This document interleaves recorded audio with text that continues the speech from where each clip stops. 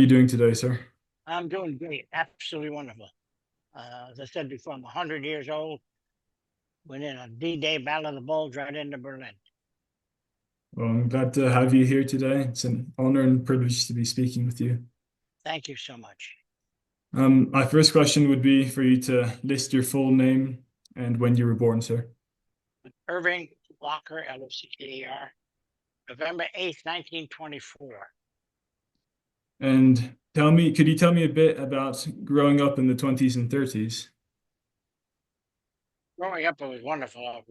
I'm the baby of 7 children, and we were very poor money-wise, but very rich in loving and kindness and etc. through family. And where were you growing up? Uh, In well, I was born in St. Paul, Minnesota, and I was brought to Passaic, New Jersey, and that's where I was brought up in New Jersey. and did the Great Depression impact your family? No, well, it affected the family, but like I said, my dad was a shoemaker, so yeah, people put cardboard in their shoes because they couldn't afford a shoemaker. So that was so you talk about affecting the family, yes. So we had to go to work. Of the 7 children, everybody had to go to work, delivering papers, whatever the hell we could do to bring money in, which is what we did. And what job did you do yourself? Well, I delivered newspapers. I worked in a factory. I worked any place we could, Lewis. At that particular time, any place we could get a job, we did. And had anybody in your family served previously? Any of my family, I didn't hear you, Lewis. Had anybody in your family served in the military previously? Yeah, I had 2 brothers, 2 brother-in-laws. Everybody went in at the time.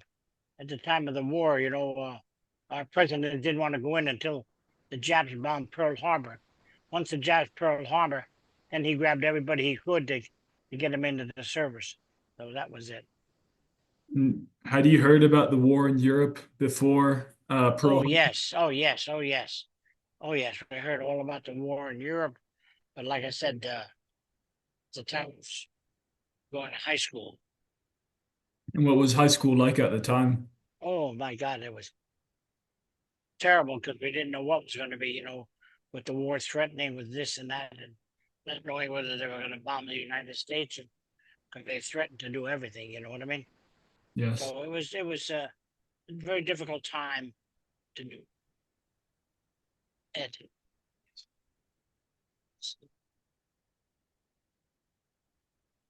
And is there an issue or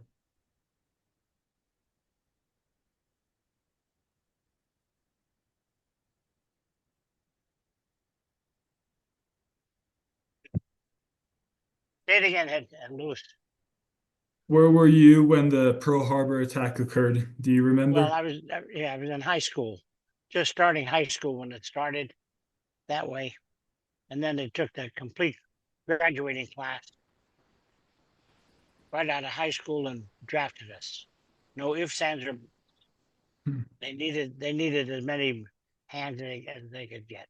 And you didn't want to go into the service or No, I didn't want to. I didn't volunteer. I'm telling you now. The letters that my brothers wrote home, there was nothing that I would volunteer to go into. It was a very tough situation, Hmm. and one of my brothers was wounded in a tank, and it was very difficult at the time. So I waited until I was drafted. Once I was drafted, that's a different story. And were you able to choose army or No, I just chose army. I only because my brothers were in it. So, um, but basically, I didn't even choose. They drafted me and put me into the army. let's Let's see. put it that way. And could you tell me about the training that you saw? Well, the training was very, very.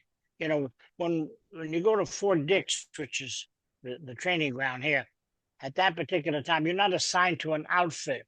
They give you a uniform, they give you training. You learn to march. You learn how to fire a rifle. But the fact remains that you learn how to follow orders. That's the big thing at that time. When you're done with that, then we were transferred into a different place in North Carolina, and then we were assigned to an outfit called the 116th AAA Gun Battalion. The AAA Gun Battalion stands for anti-aircraft, anti-tank, and artillery. Now you're talking before computers, etc. With radar, they could tell me the height of the plane, the speed of the plane, and how far in front I'd have to shoot to hit that plane.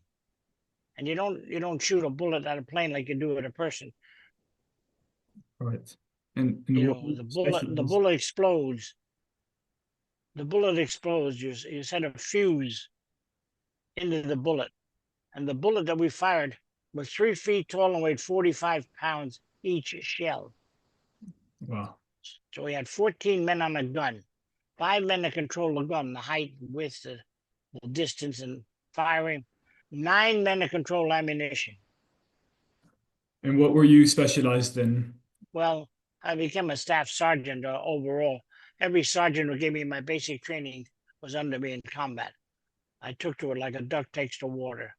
So I did very well in it, and well, Wow. they made me a staff sergeant over the 4 guns. And do you have any uh stories from training that you could tell me? Or in Well, the training was very difficult as far as the guns were nine. How it started is I worked in a gas station and learned how to work with people, etc. And when I talked to my boss about so many, how does he control so many people, his answer to me was, if you assign each man to do a particular job, they can become professionals. That job will be done in half the time and done right. When I went into the service, there were 14 men on a gun. Uh, they started with a 9.5 ton gun, moving it from one place to another before we learned to fire it or anything else. And it was a real catastrophe as far as I'm concerned. Have you seen any? I asked you if you could see the YouTube. Have you seen that at all? I did. I watched my Okay, so story. you saw the gun. It's 9.5 tons each gun. The barrel is 15 feet long. Anyway, to start moving that around, it was a real catastrophe. So I assigned each man, I suggested, not assigned, but suggested, each man do a particular job. If we can do a particular job, we can become professionals at it and it'll be done right. So if you saw the movie, that's exactly what I'm talking about now. I assigned each man to do a job, and we could do it because they had a 3 minute, um, they called it a limit, but a 3 minute situation to get that gun up to ready to fire. So I assigned each man to a particular job and became an acting corporal. And I got along very well with the men. And it was just a matter of getting along with the men to that point. So I became a sergeant. And then, of course, I became a staff sergeant overall. Thank you. Um, and could you tell me a bit about when you began overseas movements? Well, The, overseas, it was just a matter of making, we trained and trained and trained. But when it came to the invasion, that's the big point.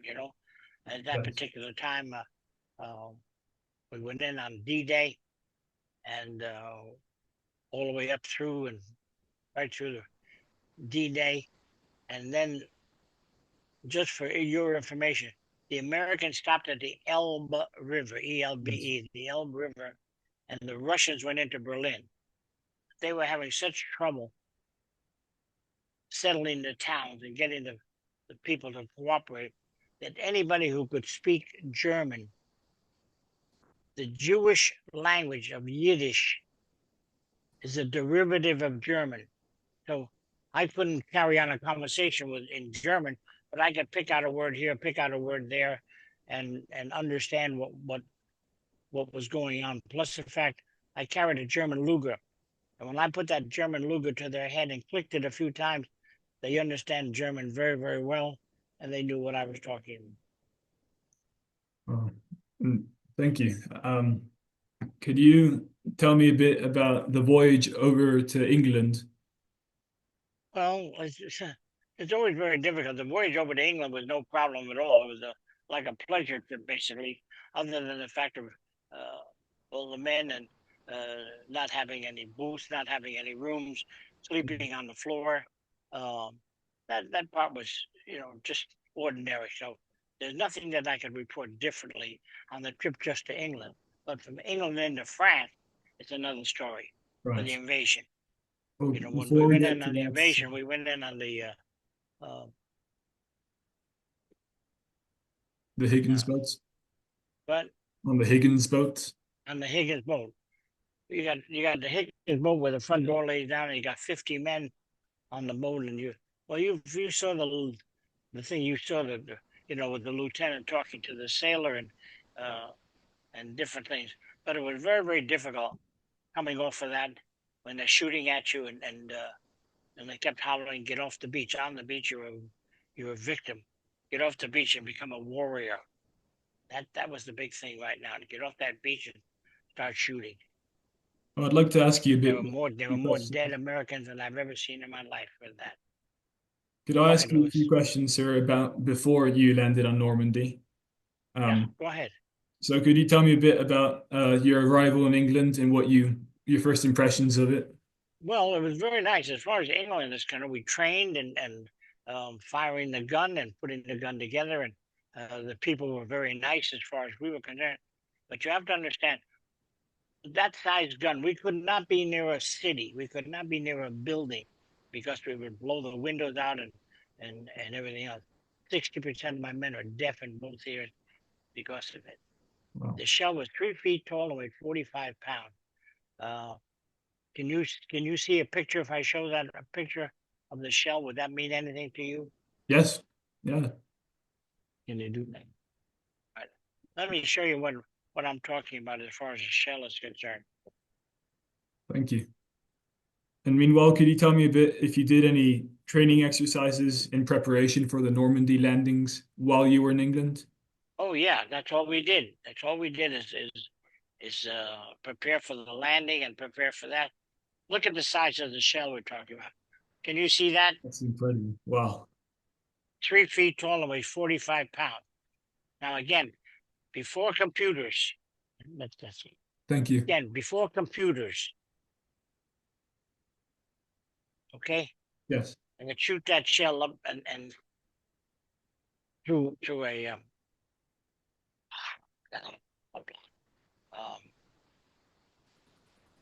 set the fuse. You set the fuse on the fuse setter there on the gun. It sets the fuse on the shell.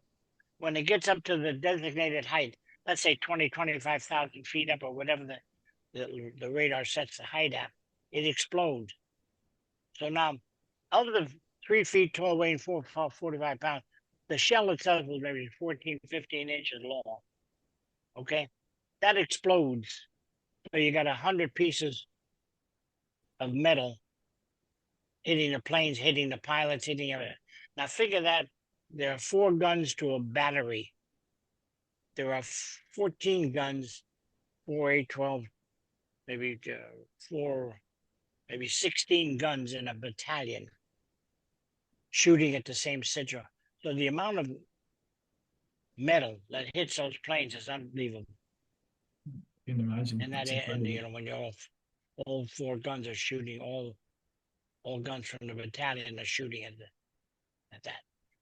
But if a plane came down, regardless of who shot it down, then it was my job to go out and check the planes over to see if I could find any maps, to see if I can find where they came from, to see if I can get any information so that we could pass that on to the battalion to do that. And then I would use hand grenades to blow up the plane so that it can't be used anymore. Could Can you, you see a picture of a hand grenade? You know what a hand grenade looks like? it's an MK2 pineapple grenade. That's a hand grenade. Right. You see it? I do. Okay. So I use that to blow up the plane. Just drop it and run like hell to do that. Could you tell me a bit about when you realized that it was Invasion Day, that morning when, Well, it was very, very scary and very things because everybody had one thought in mind. The long life we thought we were going to have could be ended with one bullet, one stepping on one mine. You know what I'm talking about? It's just a matter of being lucky enough. And I learned at that time how to thank God and use that same phrase, but for the grace of God, go I with the men who stepped on the mine and blow their legs off or their head off or their arms off or anything else. Plus the fact that they were shooting at us with everything they had. Now, the Germans had the same guns that we did. They call them 88s. We, we, we got that gun and called them 90 millimeter after we improved whatever we could on that. So we had the same guns as they did. They called them 88, we called them 90 millimeter. Plus the fact that it was very difficult. They knew the type of fields we'd have to go into because they went into it with their guns. So they put mines into the ground. And every place you looked, everything you touched had big signs, Achtung Minen. That means attention mines. And when I'd go out to get a move from one position to another, it was my job to go out to the new field and get ready. So when my guns came in, I could position my guns, 1, 2, north, south, east, and west. But the fact remains that there were big signs on every field that I went into, Achtung Minen. So you have to imagine what I went through looking at those signs and then having the problem and having the situation where my men are on their way and there's no way I could stop them. So I had to go into those fields. And that's why I think I was honored by President Trump and all of the record, not for me, but for what I did. There's so many different things of how I got credit for that it's unbelievable. We had no toilets, no sinks, no showers, nothing. And I found from the barns, etc. I found how to put toilets together for my men, like an outhouse. Took it away from the German and extended an 8-foot board and put 5 holes in it, as you saw in the movie, and showers the way they were watering their fields, putting machines into the lakes and drawing the water that way so I could use it that way to that point. So my men got showers and everything else. So I was I'm a businessman. My head works that way for my men and putting things together. So I did very well on that score. Could you tell me a bit about, did you give a talk to your men going over from England to where the invasion was going to take place that morning? How was the atmosphere that Well, morning? it was not good because everybody was afraid the same thing as we talked about. The long life we thought we were going to have could be ended with one little bullet or stepping on a mine or God only knows what, I'm talking about. So everybody was overcautious and everybody was worried and everybody had the same thing. And the only way that I solved that problem, as far as I'm concerned, instead of pulling rank, because I was a staff sergeant or sergeant, I kept talking to my men. If we work together as a team, we can come out alive. But we have to work together and do the best we can and protect each other wherever we can. And that was the theory that I had, and that's the theory I used, and it worked. It worked. We lost very few men in my outfit. Somebody in my battalion kept a chronological order every single day of the war, just my outfit. So I could tell you every single day where we were, what we did, what boat we were on, what ship we were on, everything else to do that. So whenever I discuss something like that, I have it in writing, and I didn't write the book. So I'm using authenticity when I travel and when I lecture. Plus the fact that we liberated a Holocaust camp called Gardelegen. Yes, I have a few Look at questions on that for a bit later. have you heard of that at all? Yes, yes. Okay. Well, we helped liberate Gardelegen. I think of all the people that I know of, I've never found one. When I was in Berlin, I got a map of every Holocaust camp they had. So I have a listing of every Holocaust camp to do that. And basically, it was labor. They needed labor to put all those mines in the ground. They needed labor. They put trees, cut trees in half and quartered, and put them into deep water with bombs on the top and barbed wire along the bottoms of it, um, never knowing where we were going to land and where we were going to bring ships in. Uh, it was a very difficult situation that way. But anyway, I have all of that in writing, and I didn't write the book, so it's all authenticated. Well, I'd like to ask you just a few questions centered on your D-Day experience, just that for a bit. Is that all right? Yeah, go ahead. Anything I can do to help, that's what I'm here for.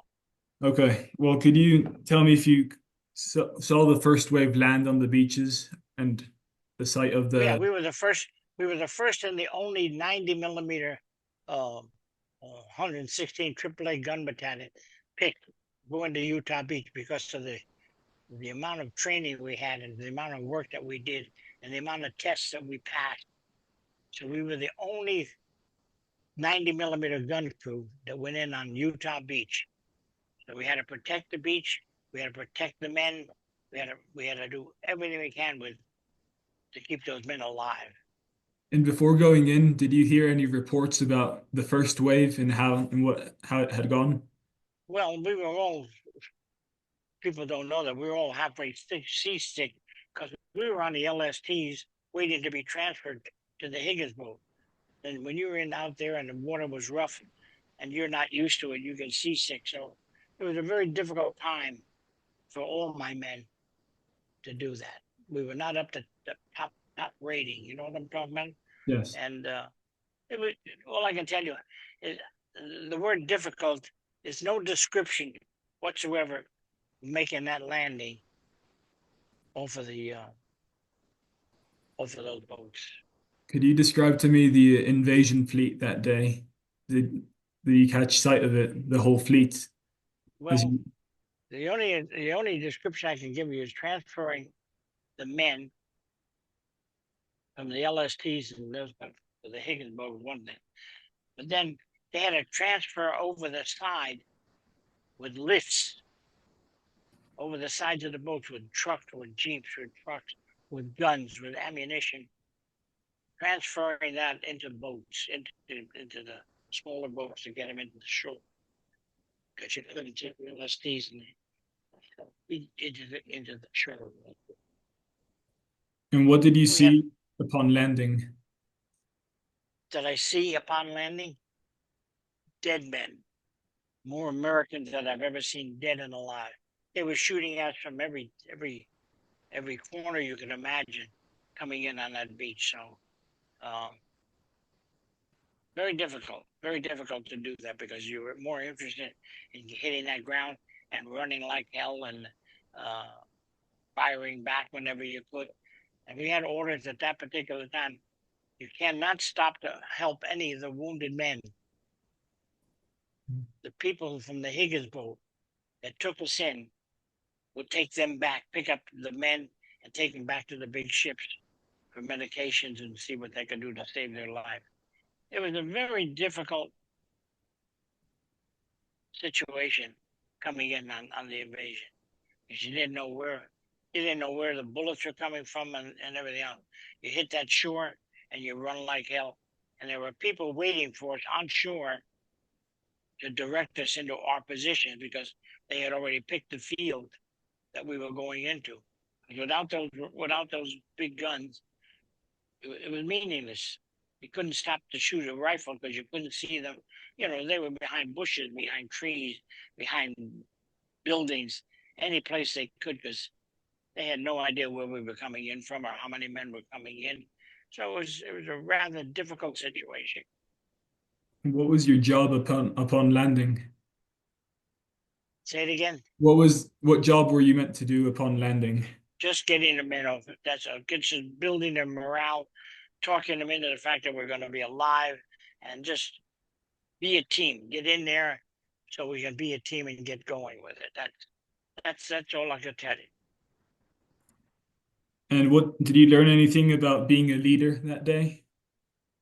Being a leader, Yes, uh, leading your learned men. learned a lot. When you have people depending on you for their life, it's a different situation. The respect and everything else that you get doing it. It's it's very difficult because you don't stop to realize until after it's over what you're going through and what you're doing and the risk you're taking. Because all you're doing is running as fast as you can into that situation. And like I said, we were uh, there were men waiting for us on the beach to take us to the field because when the guns were in in, in that position, you couldn't fire them, you couldn't do anything anyway. So all we had was a rifle and handguns and everything else. So you can imagine what it is when they're shooting at you and strafing you and mines all over the ground where you step on a mine and people right alongside of you step on a mine and blow their legs off and stuff and use that phrase, but for the grace of God go I. So I learned how to thank God at that particular time. And it has worked for me because, like I said, I'm 100 years old now and in very good condition and everything else. So you got a lot to be grateful for. And I've heard that you had to run to the cliffs at Normandy. Is that what you experienced, having to get past the beachhead and below the cliffs? No, it's like I said, it's very very difficult because you never knew when the next bullet's going to hit you, where they were firing behind bushes, behind trees, behind anything they could at that point. So it was a matter of getting off the beach that counts. Because once we got off the beach, they stopped firing because they were so interested in killing us then. You know what I mean? They couldn't follow us off the beach. But you had Higgins boat, you had, don't forget, you had thousands of men coming in on that same situation. And you had controlled the beachhead by the end of the day, correct? Yes. By the end of the day, as far as I was concerned, my unit, we were off the beach. And at the end of the day, we were off the beach and onto a field and getting the gun in position to fire. And once we started to do that, then of course it calmed down because then we were firing at their planes and firing wherever they had their 88. We were firing at that in different buildings. Don't forget, they were set up for us. We weren't. You have to understand they were there not knowing when we came in, but once they decided that that was it, and once they knew we were landing, then you have to understand all hell broke loose. There was no there's no such thing as I planned to do this or I was going to do this or you just ran the best you could to get to save your life. And in the days that followed the invasion, did you encounter resistance and advancing? Yeah, every step of the way there was just it's a matter of you have to understand uh, when you're invading a country, they know where the hell you are. Once they knew where the hell you are, then they brought in their fields from way back, from way behind. So we ran into that problem because don't forget, uh, we were firing their planes. We were shooting down their plane. I could go through a tank like a piece of glass with that bullet, with that size of that bullet. So they had to get rid of us, and they knew what the hell we could do because of what they knew what they could do with their 88s. You have to understand that they were well equipped with their 88, knowing what they can do and how to do it, and etc. And here we were coming in with the same gun, with a 90 millimeter gun. It's the same gun going through what they know how to do. It's a big difference. Yes.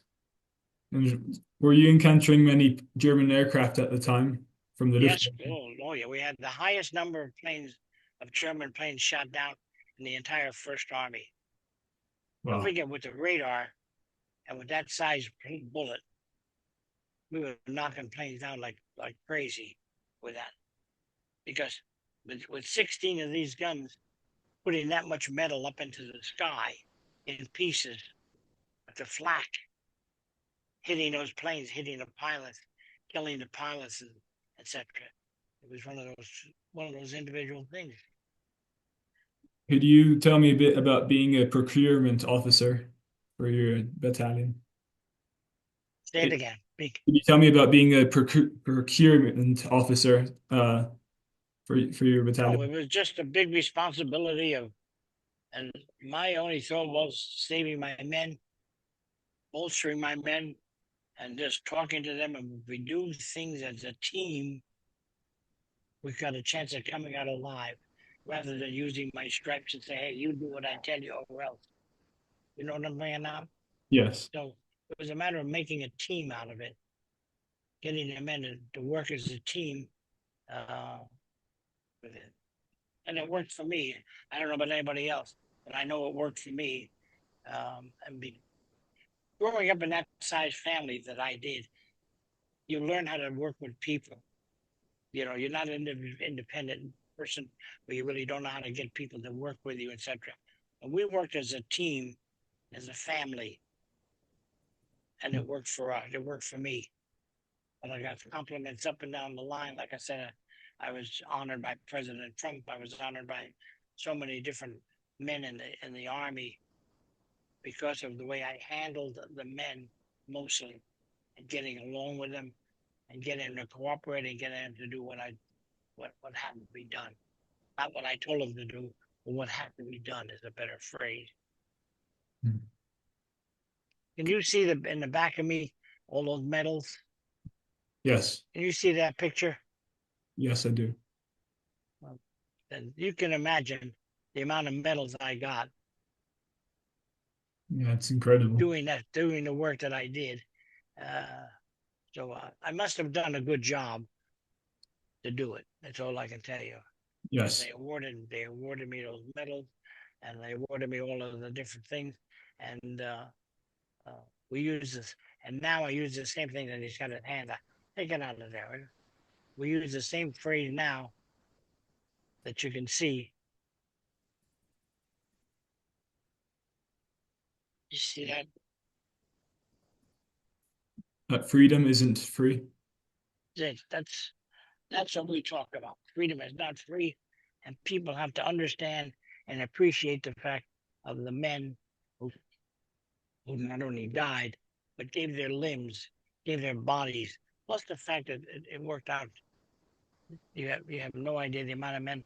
That's 80 years ago that our men are still in hospitals, can't walk, can't talk, without arms, without different. We handle people here. I'm in Florida, and we work with veterans, and it's just an amazing situation to the shape that they're in, where people just one hand. Can you imagine going through life using just your left hand? We're building houses. We're building everything we can to support them and help them, and doing it that way. Well, that's But why we're here today to be able to it's all in educate. realization of what we went through. So Yes. you can imagine what my feeling are now. You see this? Yes. That's a German Luger from 1916. I Well, took that away from a pilot, and I used it constantly to do that. Plus the fact that I got daggers, the swastika still on them, and I'll show you those. So I carry all of this stuff around with the medals and everything else, um, to educate other just to people. lecture. I never charge a penny to do it. I don't charge a penny to lecture and drag all of these things around. And I got literally loads of stuff to do it. Look, can you see this? Yes. It's daggers. See the swastika still on them? Yes. Can you see that, Lewis? I can see that. You can Yes. see the swastikas still on them with the German. That one there is a Luftwaffe dagger. Yep, yep. Well, could you tell me a bit um, about the liberation of Paris, sir? Well, the French were on our side, so we had a great deal of help in Paris or in France because the French were on our side, even to the point You have to understand, we could shoot 5 miles out with that gun. When they had our troops surrounded, the Germans had them surrounded. The French would help us by telephone to help us shoot, go left, go right, go up, go down. And we saved troops from annihilation. That's in writing, and I didn't write the book. We saved troops from annihilation because we could hit those Germans because we had the information right on the telephone. Go left, go right, go up, go down. Could you You know what tell I mean? me a Giving bit us more? directions at the time we were shooting. Could you tell me a bit more about that time when you saved those troops from annihilation, sir? Well, basically, like I said, the French were on our side. So the French would be there close by and calling us or giving us information as to when we would shoot to shoot, give us the distance basically from where we are to where we'd have to shoot. Plus the fact if we missed, go left, go higher, go lower, go to the right. So they could pick out the trucks, the tanks, whatever the hell was holding those troops together. They could pick them out for us, and we were blown to hell. Or Could you try. tell me a bit about when you entered Paris for the first time? Well, by the time I got into Paris for the first time, there was no problems. There was no problems for I. They were already pretty much liberated by that time. By the time we don't forget, we didn't get in with rifles. We went in with those big guns, so we weren't in first. We stayed out so that we could fire at the tanks, so that we could fire at whatever was blocking them. We could fire at. Don't forget, they had all kinds of. The Germans had all kinds of lodgings with their guns in it, and that's what we were shooting at. Right. If we could shoot them out, get rid of them, then we were called in for different positions. Could you tell me a bit about did you see any celebrations from the French civilians? Oh yeah, well that was the best. That was the best. Now you're talking about the good part. The women, everything else, kissing us and hugging us and celebrating. And even today, when we go into France, they love the American. And even you saw in the movie, the children were wearing shirts, red shirts. I am a child of freedom. Mercy, dear veteran. Did you see that in the movie? I did see that. So basically, that was the attitude from the children on. And every time they had certain things going, we were invited right to their schools, right? Invited every place we could to do that. Plus the fact that they love holding a gun or holding this or so it was the receptivity for the Americans was outstanding. And after the liberation of Paris, you entered the Battle of the Bulge, correct? Battle of the Bridge, the Bulge, the Battle of the Bulge.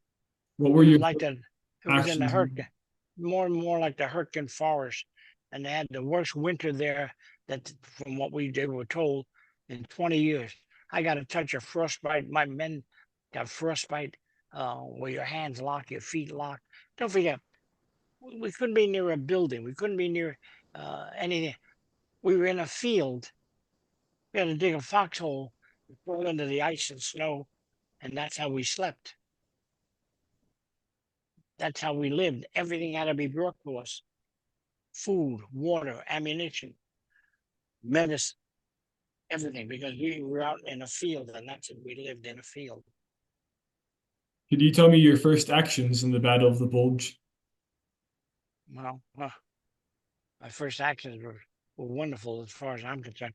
We shot down planes, we shot down tanks, we did artillery. Um, we were very busy.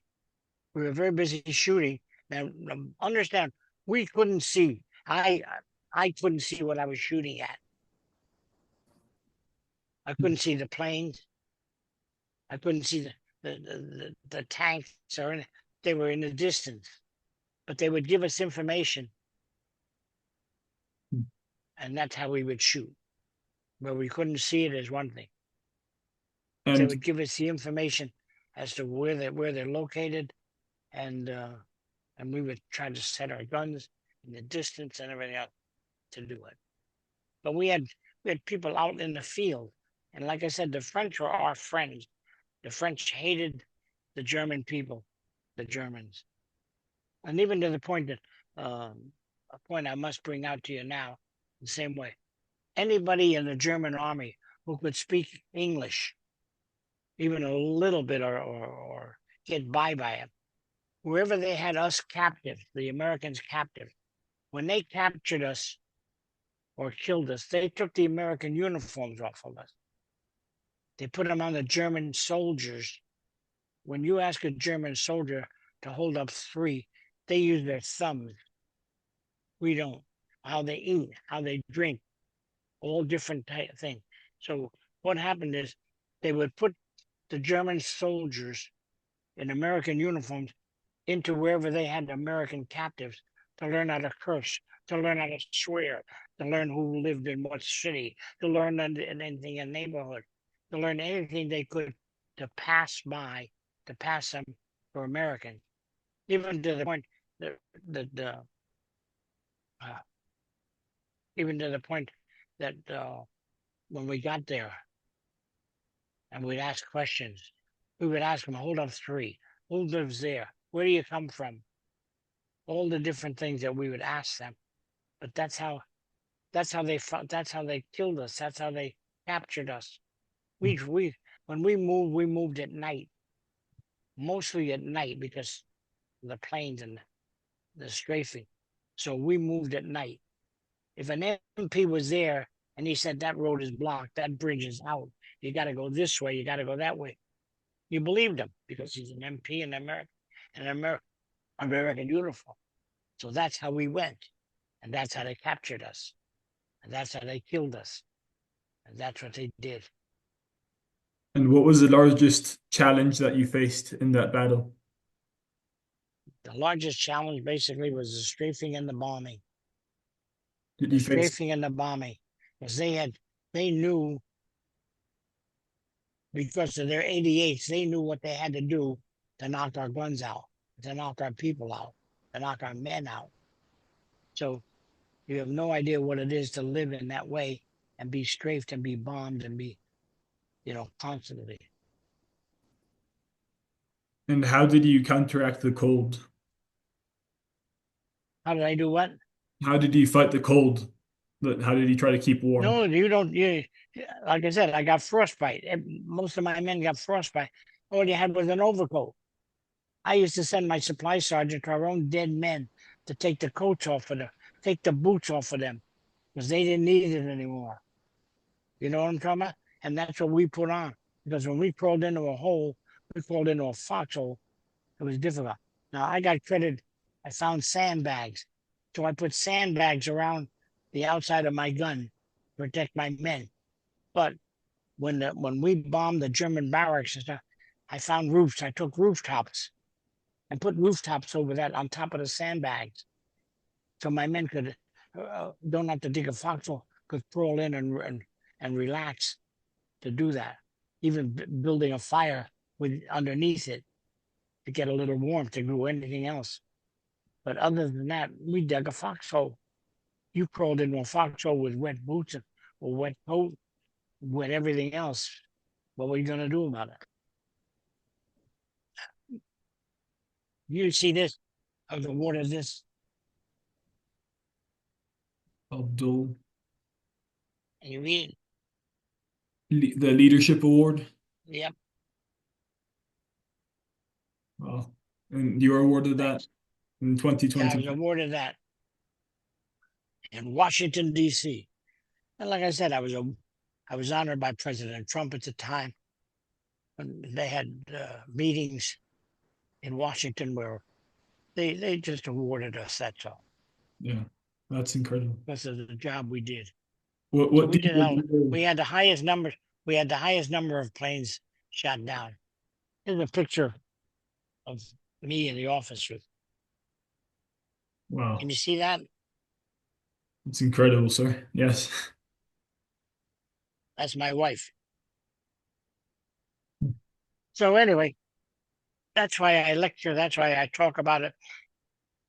And people have to know what we went through and what the other soldiers went through so that they could be free. So that's the biggest thing. Even the helmet. We the helmet from there. People have no idea with a helmet. See the way this helmet is?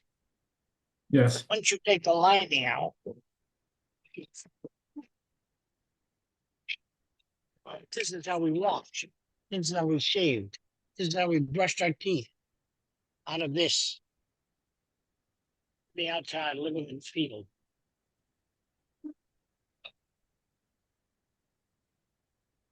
And this I took off a wall in Berlin. Can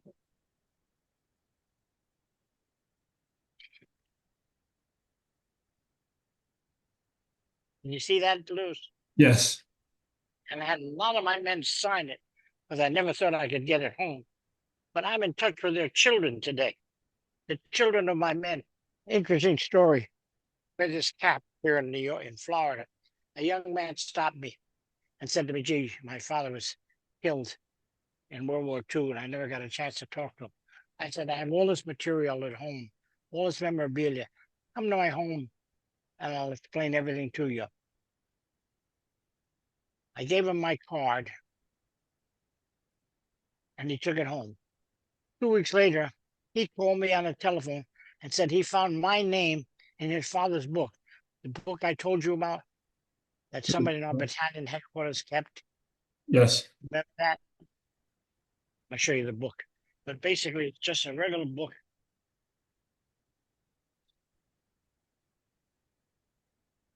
Well, Every man's name that was in my outfit in the 116 AAA Gun Battalion is in this book. Every place we went, they kept this book so that now when I lecture, nobody can tell me, "Oh, I don't believe you." I didn't write the book. They wrote the book so I can lecture about it. But his father's name was in that book. They came to my home with their wife and children and picked up that flag and just kissed it and hugged it and cried. So that's what gives me the pleasure of doing this, helping people yes. do that and remember that. Well, going back to the bulge, what do you remember most vividly from? Well, the Bulge is not that bad as far as when I lecture about the war, I'm fine. When I lecture about the Holocaust camp, I don't sleep at night. Man's inhumanity to man, what they did to people in that Holocaust camp. But they needed labor. They didn't feed them. They didn't do anything. They just beat the hell out of them. Plus the fact that they needed labor. They had to put mines into the ground. They had to do this. They had to do that. They had to put poles into the water. The soldiers couldn't do that. They were too busy fighting. So that's basically what it was. Um, not and could you before we move on to the liberation of Garda and the drive to the Elbe River, could you tell me how the Battle of the Bulge ended for you? And Well, Patton, I got a medal from Patton, as a matter of fact, with it. Patton came in and just saved our life. They all said he couldn't do it, he wouldn't do it, he didn't. But he came in at the Battle of the Bulge and saved our life with all the tanks and with everything else. So could that you that tell was me my that was our recollection of the Battle of the Bulge and coming out alive. But we have to thank Patton for doing it. a bit about the final drive to the Elbe River? Well, I really can't tell you that much more as far as the Elbe River or anything else like that. It was just a matter of living every day and praying to God that you're going to come out alive and struggling and doing your job. Firing at planes, firing at tanks, firing at uh, the distance, anything that you could see or that they could tell you to fire at. don't forget, I didn't make that kind of decisions. I did what I was told to do, and then ordered my men and helped my men and worked with my men to do the job. I didn't make any of those decisions. Whatever headquarters passed down to us is what we did. And what was the atmosphere like as your unit advanced deeper into Germany? Oh, the unit was great. Our unit was great. We were all became very good friends and very close friends. And again, just kept on with the one theory: if we work as a team, come out alive. If we work as individuals, just doing what we want to do, chances of getting killed are much more prevalent. So And we came out as a team, and even till today, I have, when we came out of the war, I had reunions 15 years afterwards for the men in my outfit, just so we could be together and meet our wives and meet everybody. Thank God again. Uh, it's an amazing thing, uh, how I go to the churches and I lecture to the churches and I talk about thanking God every way through. And the priests all come to me at the end. If I could get my congregation to thank God the way you do, it would be a wonderful thing rather than one day a week trying to get them to come to church and then get them to thank God. But unless you go through something like that, you don't do it. Unless you're very sick, have an accident or something, or you come close to passing on. So you realize that possibly God is watching over you. You don't do that. So that's part of the compliments I get from that stuff. were All you right. aware you were nearing the end of the war at the time? Say it again. Were you aware that you were nearing the end of the war? No, no, no, no, no, no. No, living in the field, we have no idea. We have no idea about that until until the officers come over and say, okay, the war's over, you know, then you know that it's free. 'Cause otherwise, nobody talks to you that way. The officers talk to themselves and and do what they have to do. But nobody talks to the men. Say, hey, listen, you're free now, so do what you want to do. So it's you take one day at a time is all we got, and we live one day at a time in that field because we couldn't be near a city, we couldn't be near a building, we couldn't be near anything because of the size of the guns. Like I told you, 60% of my men are deaf in both ears, and we couldn't put anything in our ears to protect it. People say, why don't you put something in your ears? If you do that, you can't follow orders. Then what do you do? You're really in trouble. You don't follow orders. Men getting killed because you can't follow orders. Then you really got a problem. Now we're going to ask you a few questions about the liberation of Gardelegen. Um, had you heard? Lewis, say it again. I'm going to Lewis. ask you a few questions about the liberation of Gardelegen. Okay. Had you heard about the concentration camps before you Yeah, liberated? I heard about the concentration camp, but never realized what it is. When we stopped at the Elbe River, is when I got a chance to go in to that setup. And what did you But find? as far as we were concerned, we just thought it was labor camps. You know what I mean? Never knowing what they did to women and children, and Hitler was no good. But the men he put in charge of those camps became God in their own head. You do what I tell you, or else. But the what else was everything else that they wanted, in addition to the labor, where they didn't feed them and didn't clothe them and everything else. So it was a terrible. When we hit that camp, it was like I said. When I lecture about the war, I'm fine. When I lecture about the Holocaust camp, I don't sleep at night from what I saw. What did you find at the camp, Irving? Dead men. What happened is, from what we understand to that point, when we got to the close to them, they thought that the people would identify the people in charge. They put 1,000 people into a barn, put hay and straw into that floor, put gasoline down, and burned them to death. I'll show you pictures where they're trying to crawl out from underneath it. It's unbelievable of what they try to do to get away from that, but they couldn't. They couldn't get away from it. I'd have to show you pictures of it. I can't do it this way Yes. to do it. But when I lecture, I take those pictures with me to show what people are, crawling from underneath and being burned to death, and unbelievable, unbelievable. So that's what I'm talking about.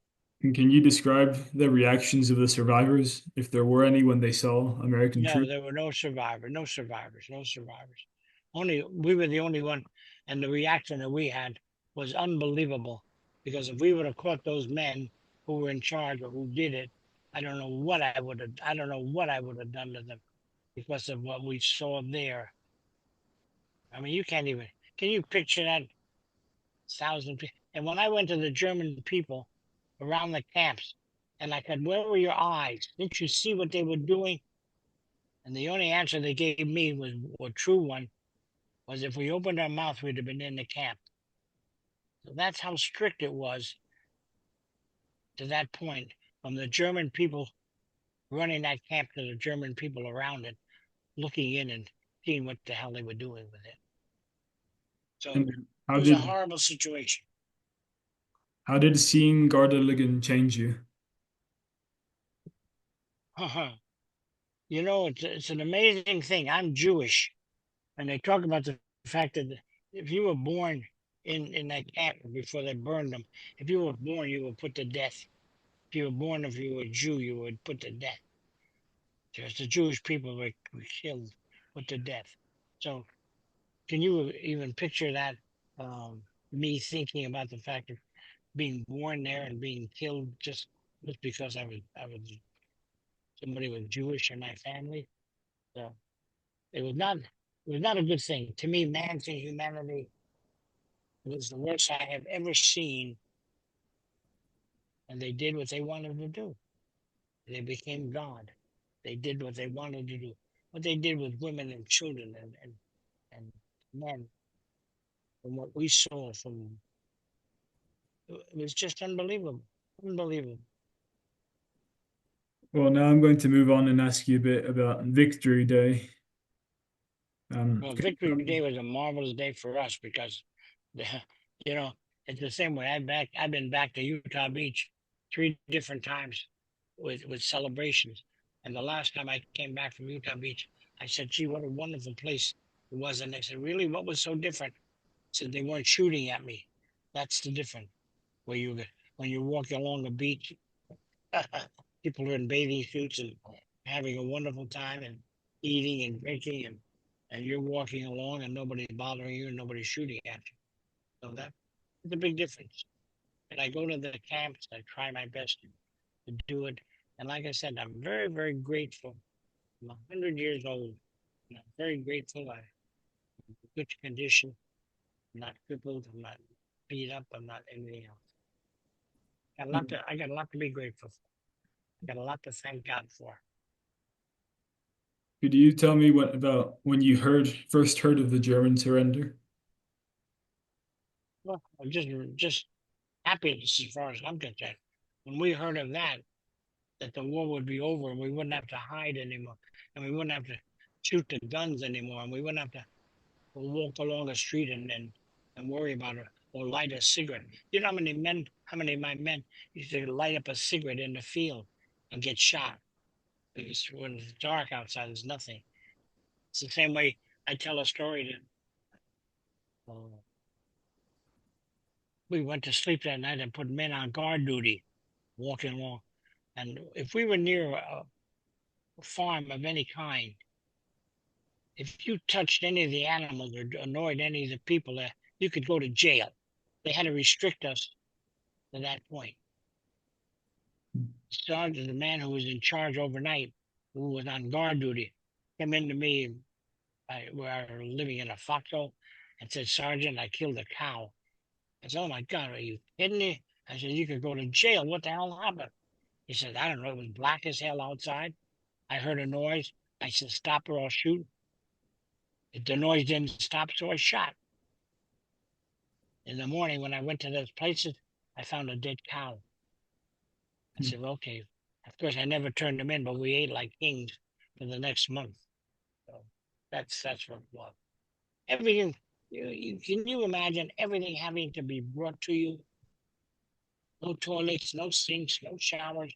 Everything has to be brought to you when you're living in the field, in the snow, in the ice, in the mud. Can you imagine what it is to do that? People, people have no idea what it is to live like that,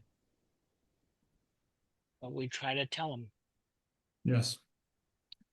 Well, and the next question would be, I heard that you were one of the few Americans sent into Berlin. Could you tell me a bit about what job you were doing there? Well, the only reason, like I said, that I got in, the Americans did not go into Berlin. So make sure you know that. Yes. The Russians went in political, they made a political decision at the end of the war between the politicians of one or the other that the Americans would not go into Berlin, just the Russians. So the fact remains that they needed help settling the town. So when I went into Berlin, and the same way, the German people hated the Jewish people because that's what they were brought up with. So there was no picnic other than the fact that I carried my own gun and hand grenades and everything else.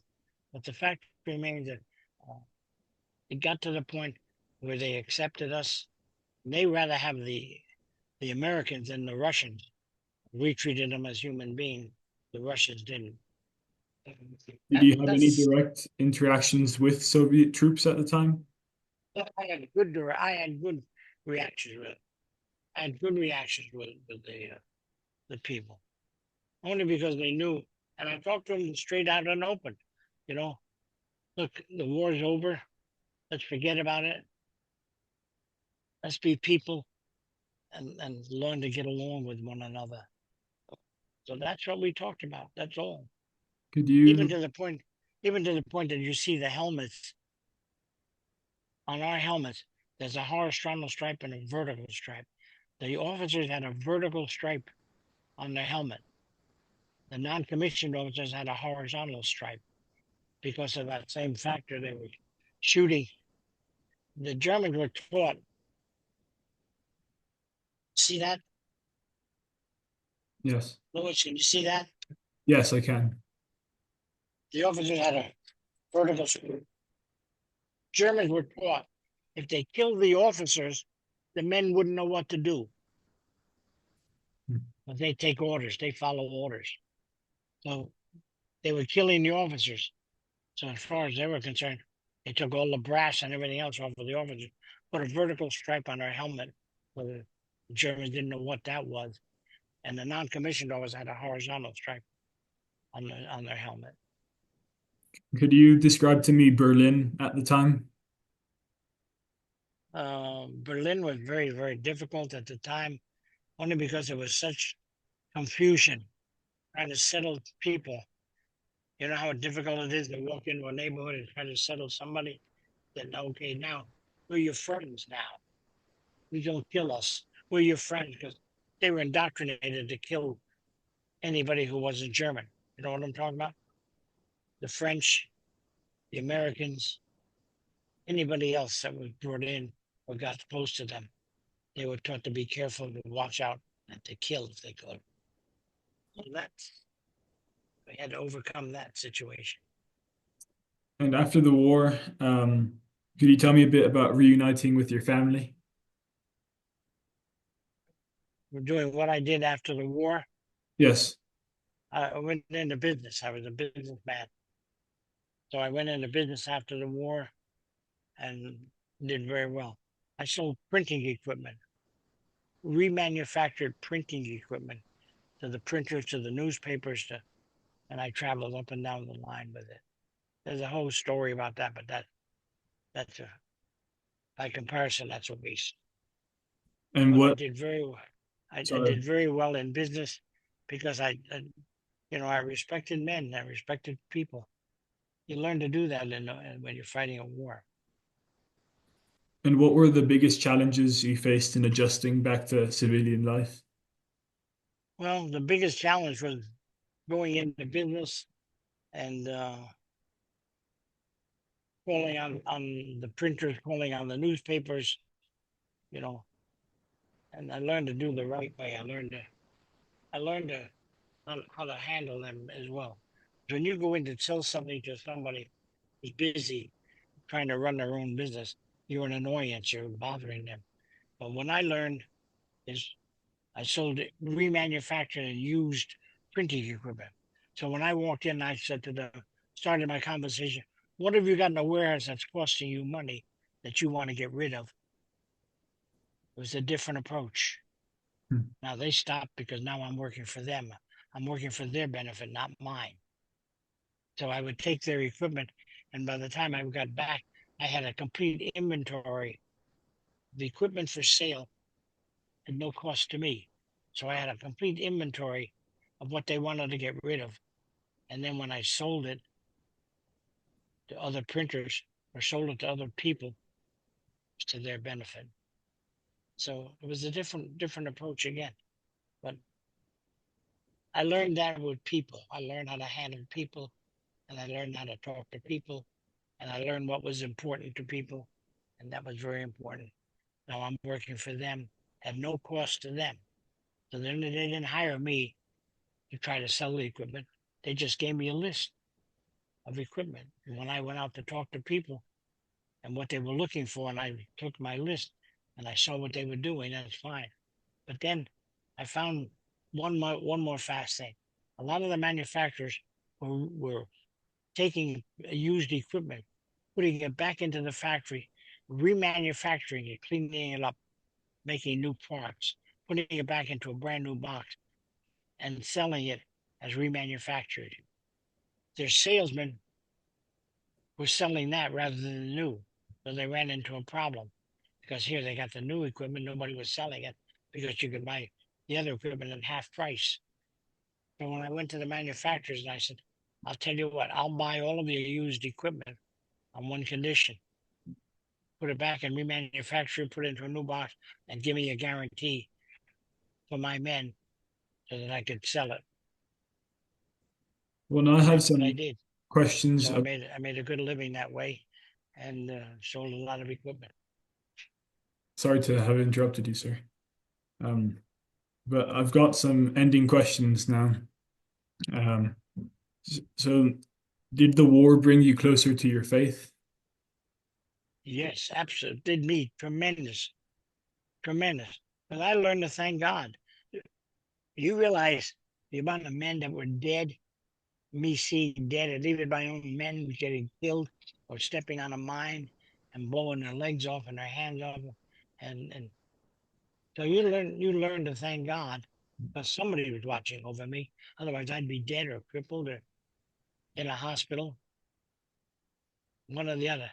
Because I went in on D-Day, went through the Battle of the Bulge, went through all the mess. How did your perception of war change having fought? Say it again. How did your perception of war change?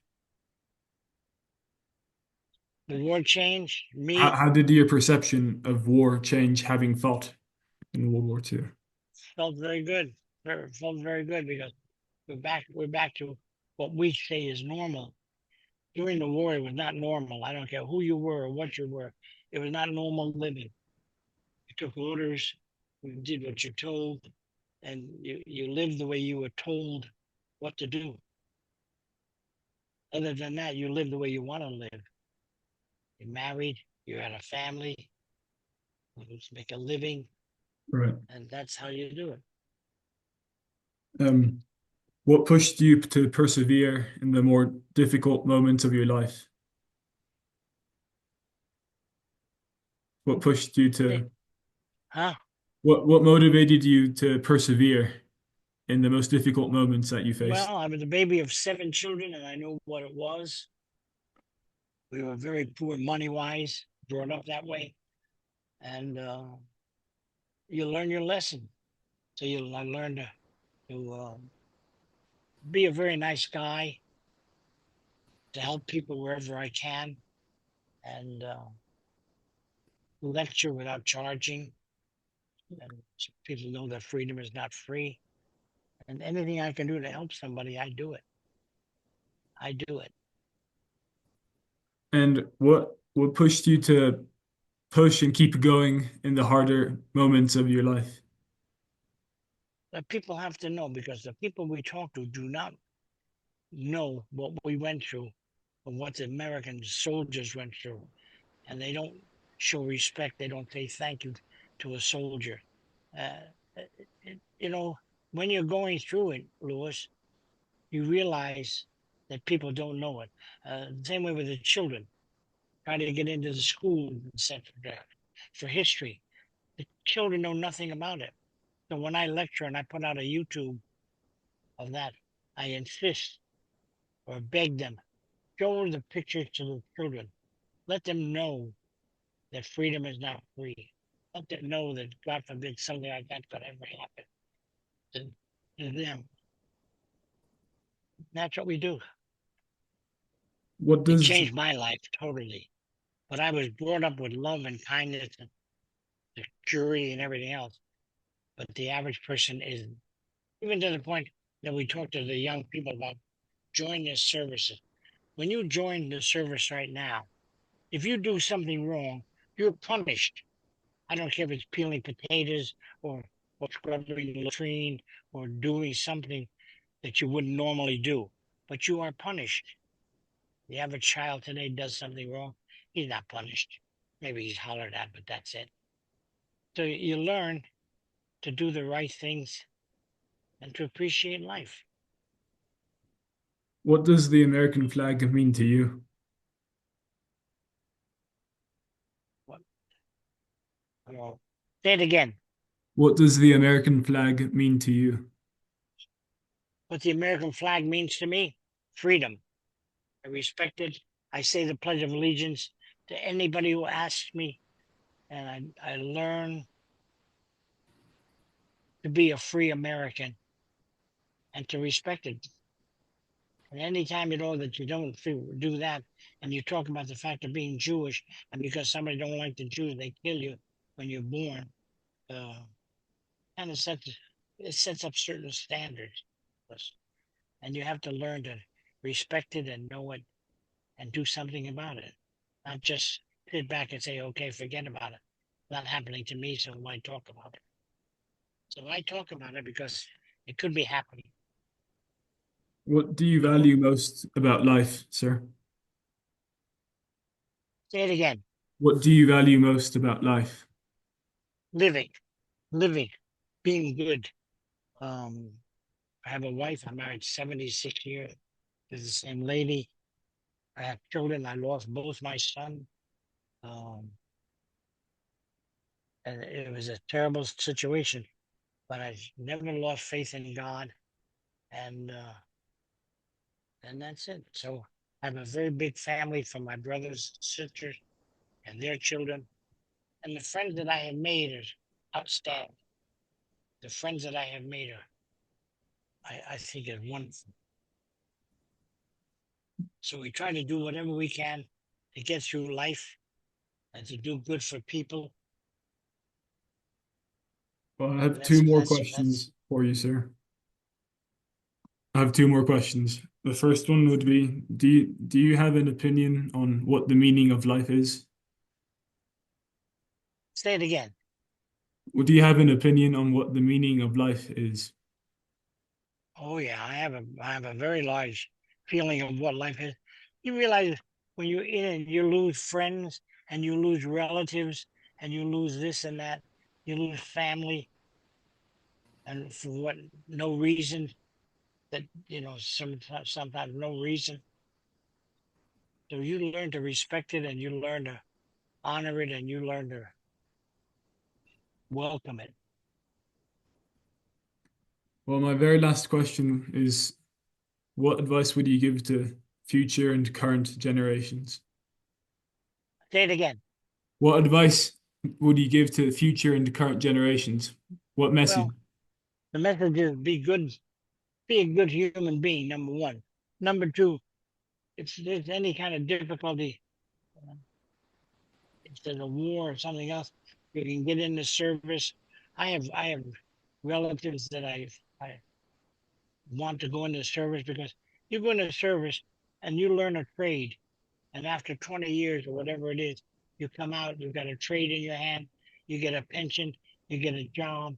And if you can find a job that you love, it's the best thing in the world. The best thing in the world to make a living at your hobby, to do that. And I did very well because I passed that around, and and I respect other people, and I know what it is to be poor. I know what it is to have money. I know what it is to help people. Well, sir, I cannot thank you enough for your service, for your time that you gave me. Thank It you. it's been an absolute honor All right. to have the Well, chance to speak with you. can you send me a little letter or something Of course, of course, to do that? You have my address. of course, yes. You have the address. Okay, we'll give him the address. Lewis, mark down the address, will you? Yes, sir. It's Irving Locker. The address